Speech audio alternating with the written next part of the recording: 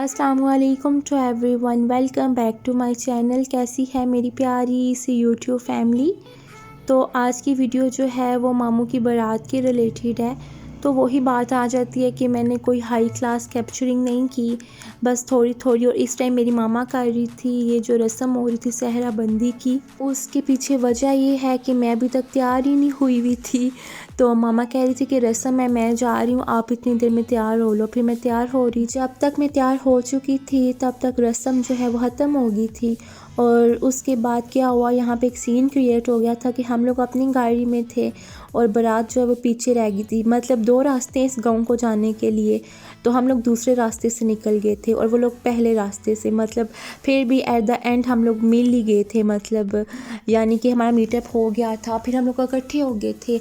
मैं आप लोगों को एक बात बताती हूँ कि जब हम लोग ये बात करते थे कि शादी के दिनों में मौसम बहुत अच्छा हो जाएगा, ठंड हो जाएगी, लेकिन ट्रस्ट में इतनी गर्मी थी, इतनी ज़्यादा। गाँव पहुँचते साथ सबसे पहले एक घर में स्टे थी, वो उनके चाचू का घर था।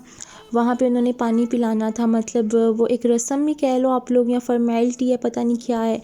लेकिन उन्होंने समोसे, साथ में मिठाई और कोल्ड ड्रिंक्स वगैरह थी, इस तरह उन्होंने टेबल सेट किए हुए थे। और उनके घर में ये टीवी है जो कि बहुत पुराना है, आप लोग चेक करें। तो मैंने थोड़ा सा ये भी कैप्चर कर लिया। थोड़े से ही फासले के बाद जो है मैरिज हॉल था और अभी हम सब उधर ही जा रहे हैं। और ये मामू की गाड़ी के ऊपर इनके फ्रेंड्स वगैरह ये स्मोक वगैरह कर रहे थे।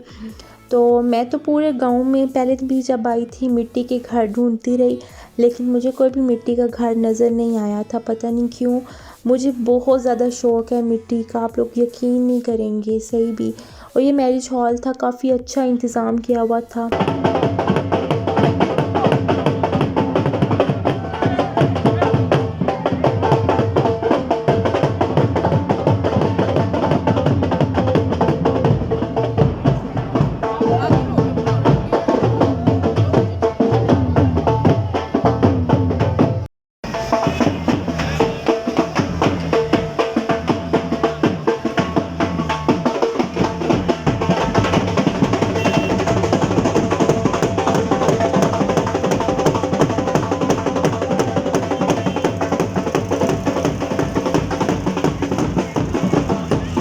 वैसे मैंने एक बात ऑब्ज़र्व की है, अच्छा इस टाइम मैं भी आपको ये तो बता दूँ, ये आपको पता है कि निकाह हो जाता है और उसके बाद इसे क्या कहते हैं, बिद ही कहती हैं, होप सो, यस यही कहती हैं। और फिर खाना खुल गया था। अच्छा, तो मैं ये बता रही थी कि मैंने ये एक चीज़ ऑब्ज़र्व की है, वो ये है कि जब शादी होती है तो मेहंदी बारात पे इतने ढोल बजते हैं, इतने ज़्यादा कि वलीमे की कसर ख़त्म हो जाती है। वलीमे वाले दिन कोई ढोल ढमक्का नहीं होता। तो फिर उसके बाद जो मेरी मामी और मामू हैं वो लोग आ गए थे और ये एक दूसरे को रिंग्स बना रहे थे। वेरी सैडफुली मैं बता रही हूँ कि मैं इधर कोई म्यूज़िक नहीं लगा सकती बिकॉज़ कॉपीराइट आ जाएगा। एक यूट्यूब का ना ये बहुत इशू है, कॉपीराइट का इशू आ जाता है, तो इसलिए। उसके बाद सब ने रस्म की। रस्म करने के बाद हम लोग घर आ गए थे। मैं अपने घर आई सबसे पहले, आके मैंने चेंज वगैरह किया।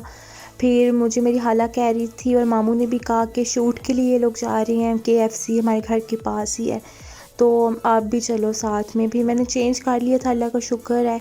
फिर मैं और मेरी खाला हम लोग साइड पे बैठ के थे, हम लोग बातें कर रहे थे और ये लोग शूट कर रहे थे और काफ़ी अच्छा इनका शूट वो करवा रहे थे।